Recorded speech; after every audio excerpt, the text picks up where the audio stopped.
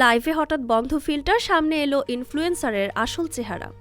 সম্প্রতি চীনের এক নারী ইনফ্লুয়েন্সার লাইভ স্ট্রিমিংয়ে বেগুনি রঙের পোশাক পরে গান গেয়ে দর্শকদের মুগ্ধ করছিলেন। সবকিছু স্বাভাবিকভাবেই চলছিল, তবে হঠাৎ কয়েক সেকেন্ডের জন্য বন্ধ হয়ে যায় তার ব্যবহৃত বিউটি ফিল্টার, আর তাতেই স্ক্রিনে ভেসে ওঠে তার প্রকৃত চেহারা, যা ফিল্টার করা রূপের তুলনায় ছিল বেশ ভিন্ন। যদিও কিছুক্ষণের মধ্যেই আবার ফিল্টার চালু হয়ে যায়, ততক্ষণে সেই মুহূর্তের ভিডিও সামাজিক যোগাযোগ মাধ্যমে ছড়িয়ে পড়ে ব্যাপকভাবে।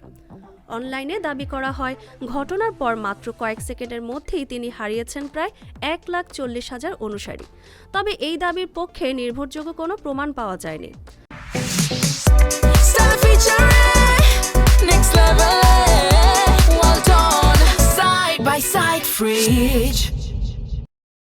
ঘটনার পর নেটিজেনদের মধ্যে শুরু হয় তুমুল আলোচনা। কেউ এটিকে দর্শকদের সঙ্গে প্রতারণা বলে মন্তব্য করছেন, আবার কেউ তার অ্যাকাউন্ট নিষিদ্ধের দাবিও তুলেছেন।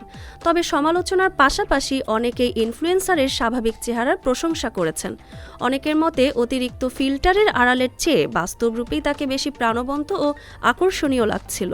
একজন ব্যবহারকারী মন্তব্য করেন, কৃত্রিম সৌন্দর্যের চেয়ে বাস্তব মানুষটাকে বেশি সুন্দর লাগছে।